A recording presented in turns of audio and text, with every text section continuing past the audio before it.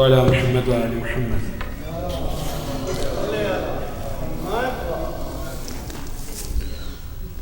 أعوذ بالله من الشيطان الرجيم.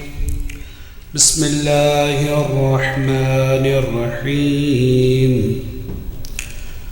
الحمد لله رب العالمين. الحمد لله مالك الملك مجري الفلك مسخر الرياح فالق الإصباح ديان الدين رب العالمين. الحمد لله الذي لم يتخذ ولدا ولم يكن له شريك في الملك ولم يكن له ولي من الذل وكبره تكبيرا. الله أكبر. اللهم صل على محمد. ثم الصلاة والسلام والتحية والإكرام على النبي الأمي المكي المدني سيدنا ومولانا ومولى الثقلين بالقاسم محمد وعلى آل بيته الطيبين الطاهرين المعصومين المظلومين الغر الميامين الذين أذهب الله عنهم الرجس وطهرهم تطهيرا.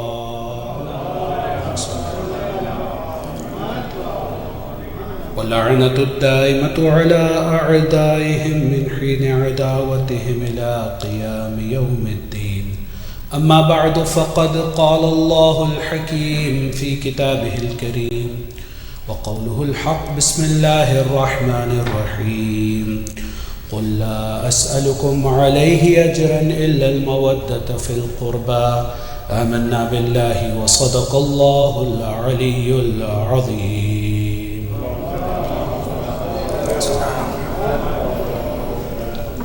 Respected elders, my dear brothers and sisters, Assalamu alaikum wa rahmatullahi wa barakatuh.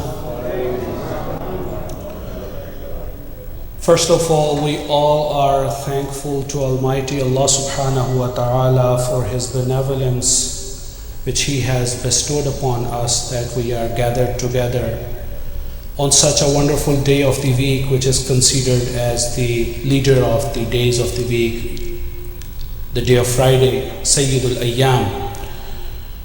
And what moment can be better than to be in His service, and what prayer can be better than Friday prayers? It is Allah's grace and blessing that we are attending this service.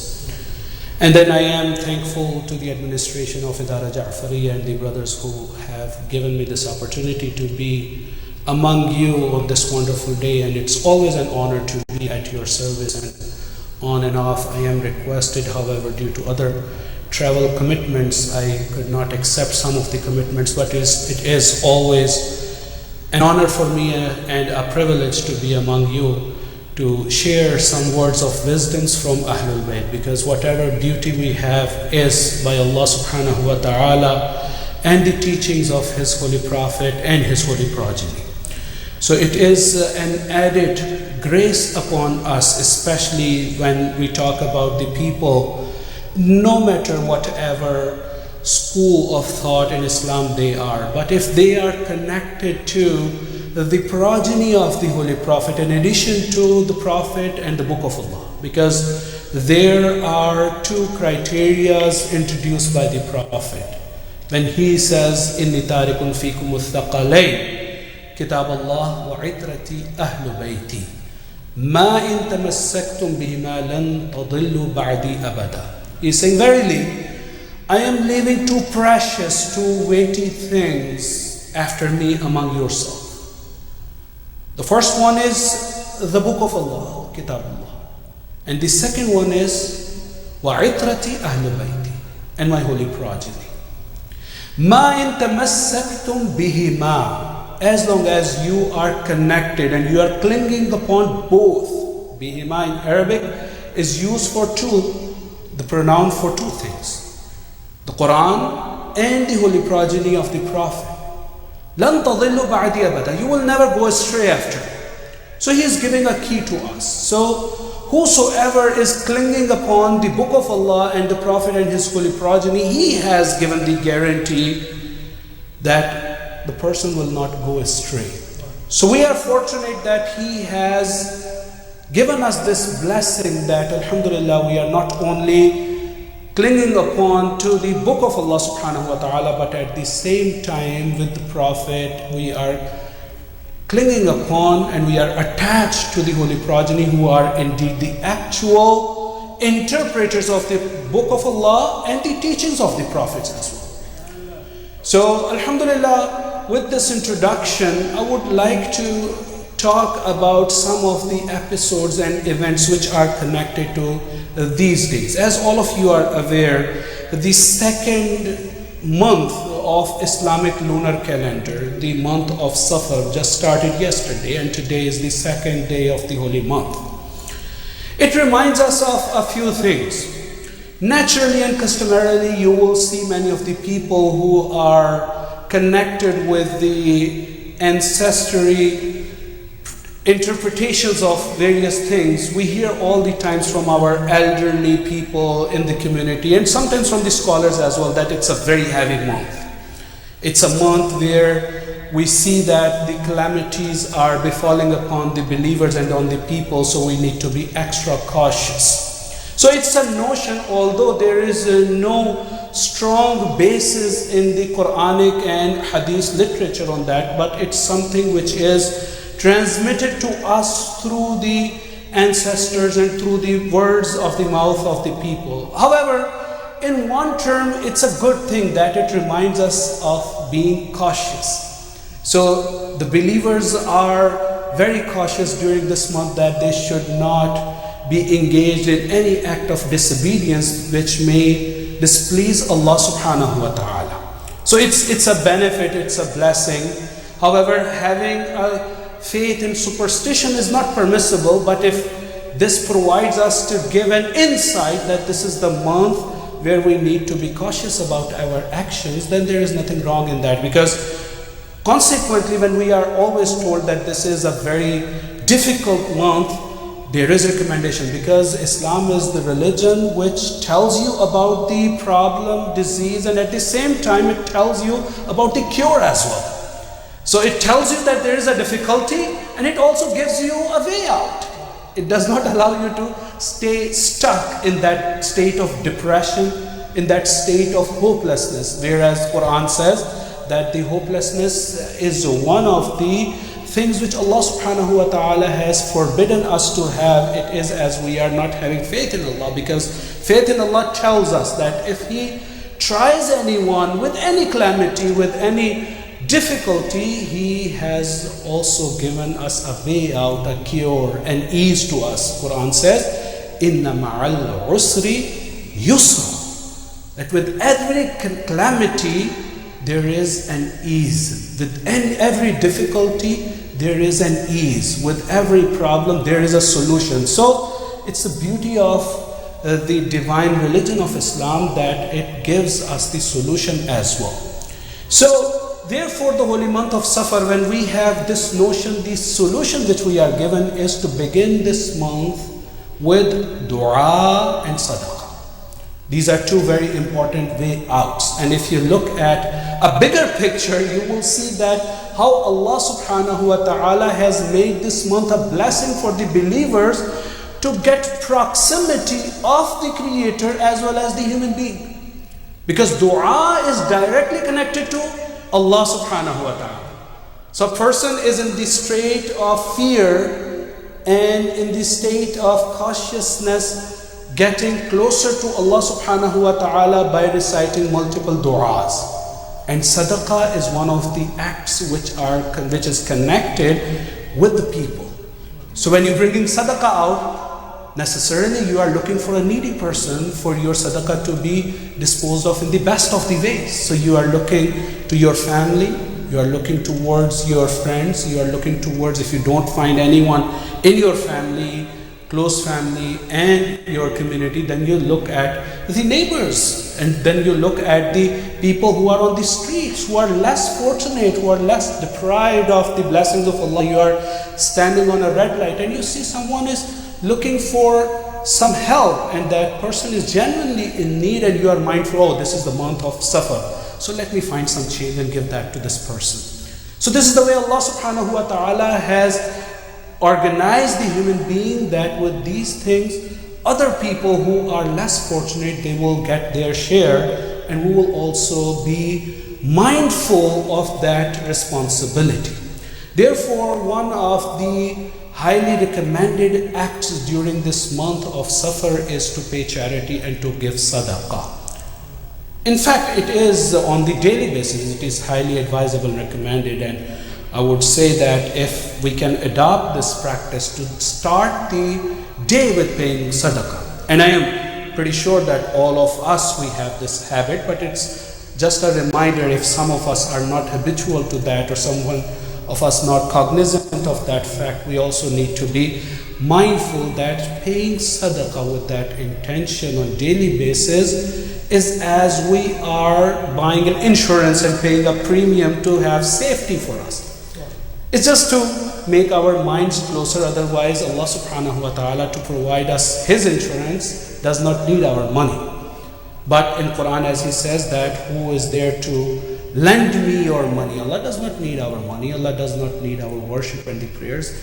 It's His grace that He is honoring us by saying that your sadaqah, before it reaches to the needy, it reaches to Allah subhanahu wa ta'ala, because you have separated. As Allah is the recipient, direct recipient of your sadaqah, which is given with the good intention.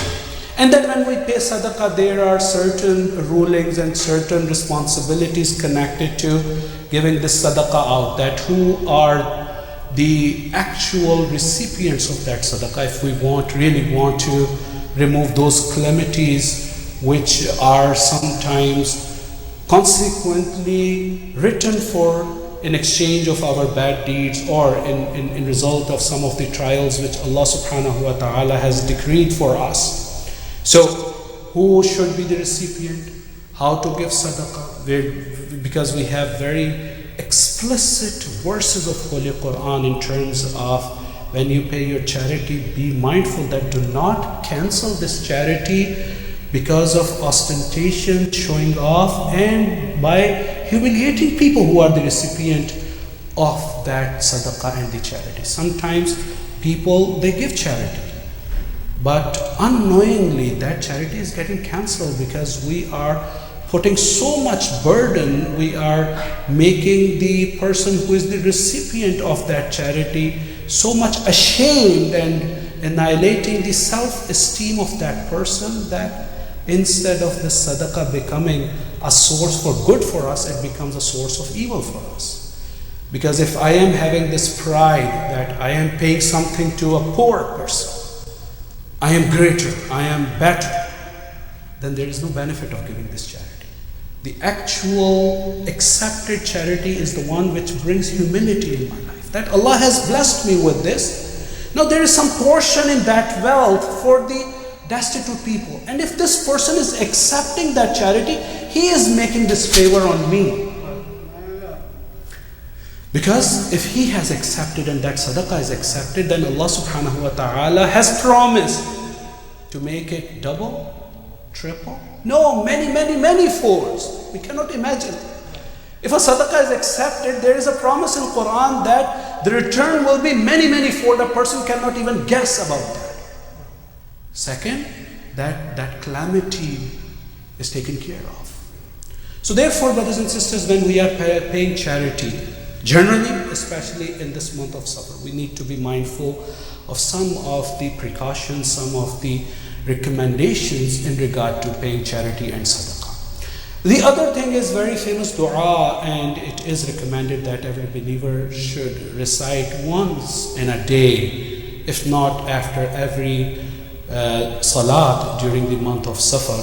That it's a very brief, very short, one paragraph, just few phrases. It's not that difficult to recite, and in fact it has one very beautiful verse of Holy Quran, which is again connected to a prophet who was in the belly of whale for a while, and where there was no hope except hope in Allah subhanahu wa ta'ala. So reciting this dua is very important, and if you can recite this with translation for a few times, inshallah, then you will remember this always. Some of the phrases of this dua: Ya Shadidul Quwa wa Ya Shadidul Mihal, Ya Azizu, Ya Azizu, Ya Aziz. We call upon Allah subhanahu wa ta'ala 3 times with the characteristics of Ya Aziz. And Ya Shadidul Quwa wa Ya Shadidul Mihal, we talk about the strength of Allah subhanahu. In other words, we are saying, Inna Allah ala kulli shayin qadir. There is no power beyond your power. There is nothing which is out of your control and out of your might and power. You are the one who finds the solutions in all the difficulties. And then he says, ذَلَّتْ بِعَظَمَتِكَ جَمِيعُ خَلْقِكَ. Every creation of you is humbled, is submissive to your might. Is it not true? It is true. Quran reminds us. Ya ayyuhan nas antumul fuqara wallahu huwal ghaniyyul hamid. All of us, we are humble. We are humiliated in front of Him. Fakfini sharra khalqi. So safeguard me, protect me from all kinds of evils and the calamities of your creation. Either it is by the human beings or any of your creation. And then Ya Muhsin, or the benefactor. Ya Mujmilu, Ya Mun'imu, Ya Mufdilu, Ya la ilaha illa anta subhanaka inni kuntu min al-zalimin. Fastajabna lahu wa najjaynahu min al-gham wa kadhalika nunjil mu'minin. This is the dua of Prophet Jonah when he is in the belly of that whale, where there is no light, where there is no hope. He is teaching us, Quran is teaching us, if you are in a situation where there is darkness, physical darkness, spiritual darkness. Sometimes the darkness is physical, as very clearly we can see the trial through which Prophet Jonah had, or Yunus had to go through, was the physical and the spiritual trial. So it was dark inside that belly of the whale, and at the same time spiritual difficulty or spiritual trial as well, that there was no hope. So he is telling us that if you are in that kind of situation, if you are in any distress, if you are in any difficulty where you do not find any way out, call upon Allah by saying, La ilaha illa ant. There is no God, O Allah, except you. Subhanaka. Inni kuntu min al-zalimin. O Allah, I was the wrongdoer. I was on error. So in terms of the Prophet, it's a separate discussion that as we have faith, and it's part of our belief that Prophet does not commit any sin. It's just a side note in terms of this verse, because it was technically dua of a prophet. So sometimes people, they would get the idea that as Prophet committed a sin when he says, I have done this wrongdoing. It's a very basic misunderstanding in the minds of some people that when an imam or a prophet, they confess to something, they are confessing this out of the sin or difficult or error which they have committed. No. It's sometimes to teach us, and sometimes due to that choice which they have made was not the best of the choices. That is called in terminology tarke awla. So there were 2 choices for them. Both were permissible for them. They did not commit any sin, they did not commit any error, but the choice they made was not the best of the choices. Therefore, in Farsi they have a very beautiful saying that which translates that for the people who are closest to God, even choosing the less better choices, the choices which are less good, are considered as a sin. For other people, sin are the sin, but for them, because they are closer to Almighty Allah subhanahu wa ta'ala. So as a person has a closer rank, has to be mindful of that responsibility which is on the shoulder of that person. If we are the follower of Ahlul Bayt, if we are Muslims, then we have a greater responsibility in the society because we are connected to Allah subhanahu wa ta'ala and Ahlul Bayt. Therefore, this dua with this note, he says that, oh Allah, I was the wrongdoer. I deserved it. But at the same time, فَاسْتَجَبْنَا لَهُ وَنَجَّيْنَاهُ مِنَ الْغَمِّ وَكَذَلِكَ نُنْجِي الْمُؤْمِنِينَ. I confess, but at the same time I have hope in you. You are my only hope. And I have faith that you will bring out of this calamity. You will bring me out of this difficulty. You are the only one. So during this month of Safar, please recite this dua again and again. And if God forbid there is any trial, there is any calamity befalls upon us, we should not get distressed, because Allah subhanahu wa ta'ala has given way out of that calamity for us. One of the reasons why we are sad and gloomy and sometimes we feel the difficulty is the extreme sorrow about the episode of Karbala. Because during this month we commemorate not only the Arba'een of Sayyid al-Shuhada, but we also remember the calamities which happened during post-Karbala era. And I will speak about that in the second sermon as well. I pray to Allah subhanahu wa ta'ala to forgive our major and minor sins, Ya Allah. Oh Allah, have your mercy upon all of us. Bismillahir Rahmanir Rahim. Qul huwa Allahu ahad, Allahu as-samad, lam yalid wa lam yulad wa lam yakul lahu kufuwan ahad. Sadaqallahu al-aliyyul azim. Please recite 3 loud salawat. Allahumma salli ala Muhammad wa ali Muhammad. Allahumma salli ala Muhammad wa ali Muhammad wa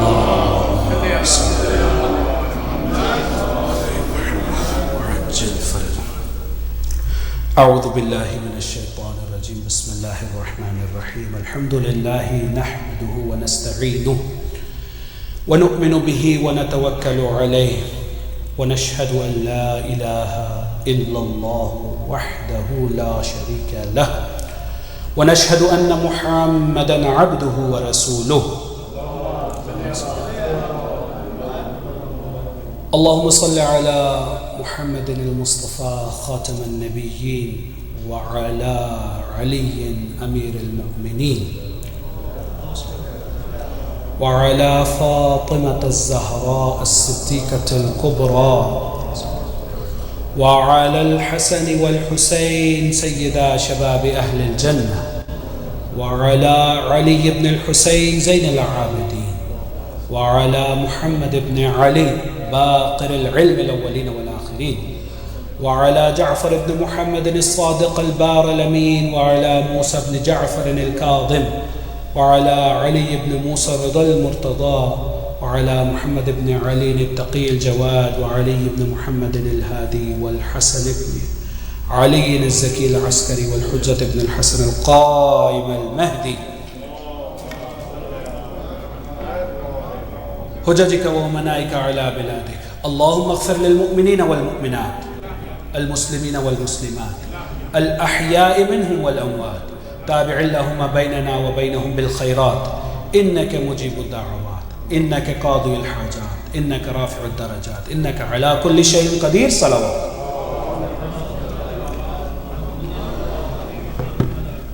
أعوذ بالله من الشيطان الرجيم. بسم الله الرحمن الرحيم وبه نستعين إنه خير ناصر ومعين. رب اشرح لي صدري ويسر لي أمري واحلل عقدة من لساني يفقه قولي. أيها الإخوة والأخوات أوصيكم وَنَفْسِي بِتَقْوَى اللَّهِ. Respected brothers and sisters, after the peace and blessings and salutations and the salams, I would enjoin myself and all of you towards the righteousness, towards the fear of Allah subhanahu wa ta'ala, at-taqwa, which is the only course of salvation in this world and in eternal world. We need to have that piety, we need to have that God consciousness if we want to attain the salvation in this world and in hereafter. And that cannot be achieved without having that practices which is commanded by Allah subhanahu wa ta'ala, and without having that connection and relationship with His representatives who have introduced their religion, the religion of Allah subhanahu wa ta'ala to us. As during the first sermon I was talking about one of the important reminders during this month of Safar as it started, it reminds us of that sad episodes through which the noble family of the Prophet, peace be upon him, had to go through during the year 61st after the Hijrah. All of us, we have the idea of the calamities and the difficulties, what happened on the day of Ashura and prior to that. And we speak about that during the first 10, 12 days of the holy month of Muharram. However, at the same time, we need to be mindful of those episodes which are happening after the day of Ashura.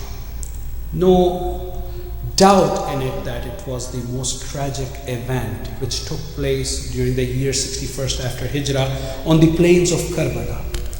But what happened after that was even more tragic, because that was only one day. But then the post-Ashura events, they continued for the days and the weeks, and with utmost difficulty, any honorable person cannot imagine to go through that difficulty, that trial, where the noble family of the noble Prophet is taken as captives, having chains and shackles in their hands, and paraded in the streets of the cities where they lived their lives as the princess and the princes. You know, the city of Kufa, just a few years ago, during the time of the reign of the Amir al-Mu'mineen, Sayyidah Zainab, was living a life of a princess, not in the terms of lavish or luxury life, no, in terms of the honor. People, they knew that they are the true representative of the God. Ladies would come and would seek the lessons of Quran and fiqh and hadith from Sayyidah Zainab. She would represent the character of Amir al-Mu'mineen, her father, to the people.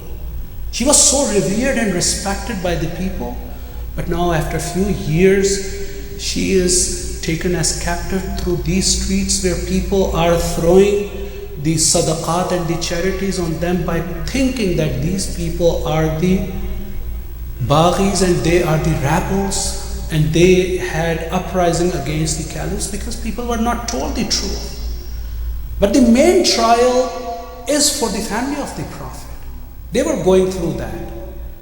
They could have lost their hope, but look at their conviction and the determination. They knew that they are going to safeguard the last religion of Allah subhanahu wa ta'ala with their sacrifice. Therefore, you won't see any word of complaint from any of these people. No matter a 6 months old child, 3 years old daughter, to 5 years old boy, or any elderly woman or anyone, because the only surviving male adult was our fourth holy Imam. Rest of the adults were all martyred. But you won't listen any word of complaint. Rather, what you would hear from them when someone is asking Sayyidah Zainab, have you seen that with that pride is talking to her? Have you seen that how God has graced my master, my leader, and disgraced you who are the rebels? And you know, when one elderly person from Damascus came to our fourth holy Imam, he exactly used these words by saying that. He did not lose his patience. You know, if someone comes to us and say a word, a little bit of disrespect, we are ready to have fist fight, because sometimes it is very important to have self-esteem and dignity. But look at the patience of that member of the family of the Prophet with that utmost disgrace by that elderly Damascus person. He is engaging with him in a wonderful dialogue and setting an example for us. Many of the times people who are offending us, it is due to misinformation. Responding back to them with anger is not the solution. Responding back to them with equally disrespect is not the solution. Rather, that akhlaq of Ahlul Bayt, that character and morals which Islam has taught us, may change the entire situation. So, the fourth holy Imam, when he was encountered with that situation, he asks that person, okay, tell me one thing. Have you read the Quran? He says, yes. But why you are asking? He says, have you read the verse in which Allah subhanahu wa ta'ala is commanding to His Prophet that, O Prophet, tell these people who are coming and offering you a compensation for all the efforts you have made. Tell them, I do not seek any reward or compensation except love of my holy progeny. قُلْ لَا أَسْأَلُكُمْ عَلَيْهِ أَجْرًا إِلَّا الْمَوَدَّةَ فِي الْقُرْبَى. He says, yes, I have read. Look at the analogy of Imam. Look at the strategy of Imam. How he is turning the hearts towards him and Allah. People who are away from Allah. He says, yes, I have read that. And then he says, then tell me, who is that family of the Prophet regarding whom Prophet is asking to have love? Question. Then asks about the other verse. Have you read that verse of Quran which talks about the ruling of khums, which we call the first verse of part 10 of Holy Quran? Bismillahir Rahmanir Rahim. وَاعْلَمُوا أَنَّمَا غَنِمْتُم مِّن شَيْءٍ فَإِنَّ لِلَّهِ خُمُسَهُ وَلِلرَّسُولِ وَلِذِي الْقُرْبَى. That whenever you find a war booty or any ghanimat, you need to pay the right of Allah, the Prophet, and His holy progeny. Man says, yes, I have read, but why you are asking? Imam says, tell me, have you read that verse? Yes. Who are those Dhul Qurba? And then he quotes the third verse. That have you not read that verse in the Holy Quran where Allah subhanahu wa ta'ala says, إِنَّمَا يُرِيدُ اللَّهُ لِيُذْهِبَ عَنْكُمُ الرِّجْسَ أَهْلَ الْبَيْتِ وَيُطَهِّرَكُمْ تَطْهِيرًا.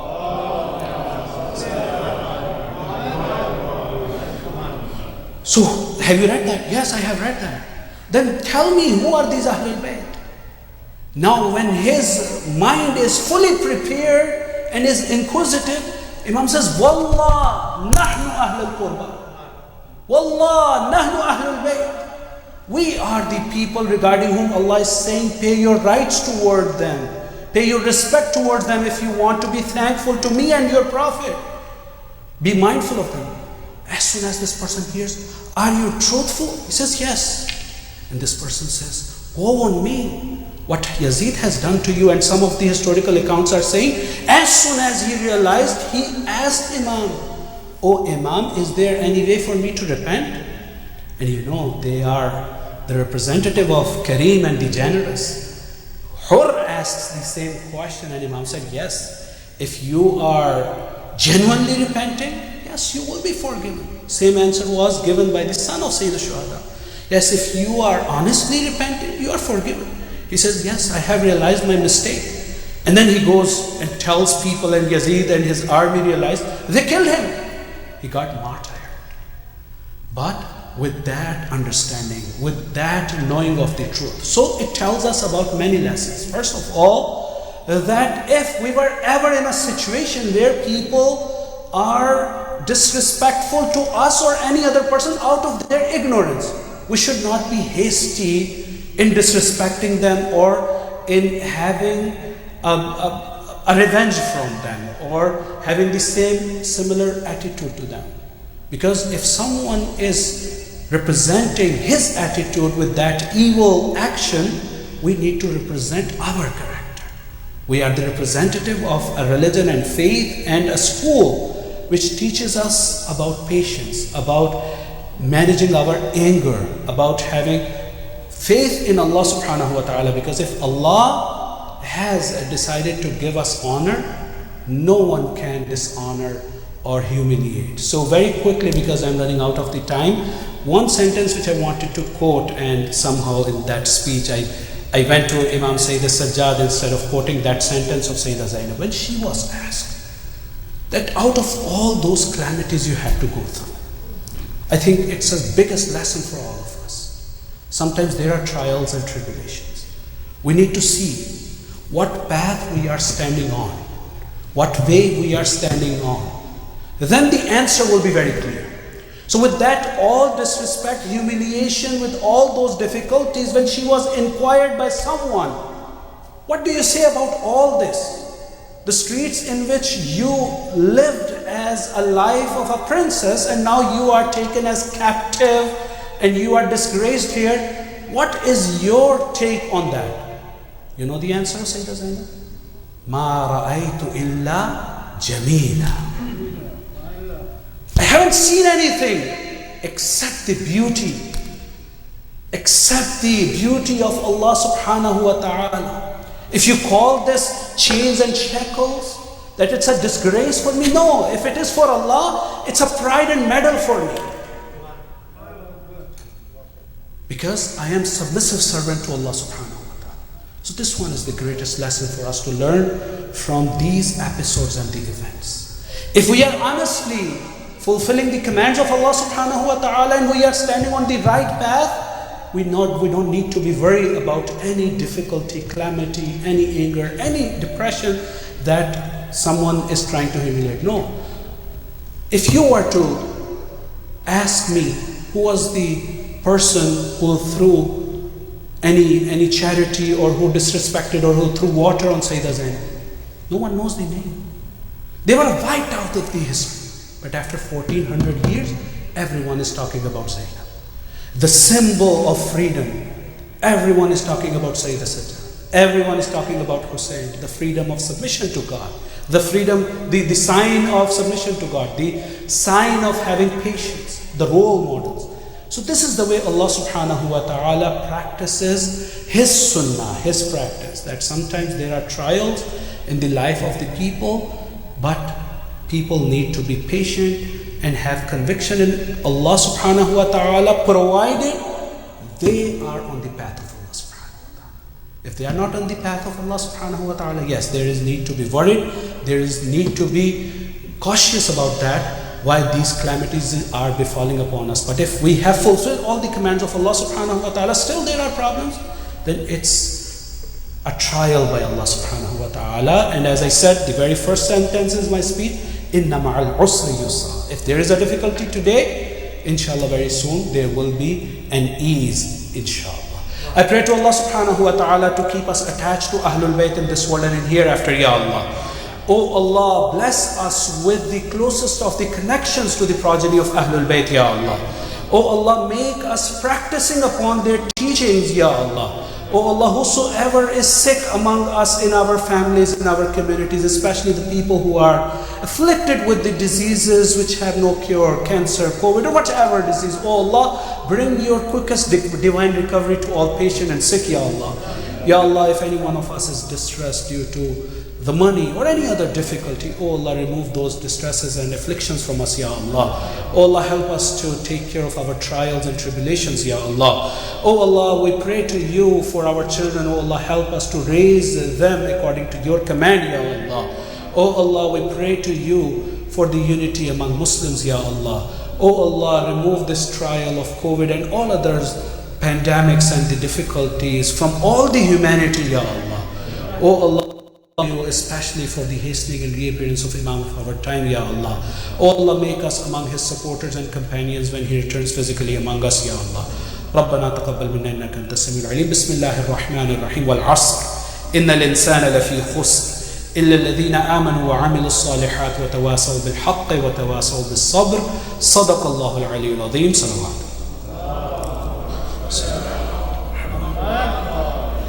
صلاة الجمعة. أعوذ بالله من الشيطان الرجيم. بسم الله الرحمن الرحيم.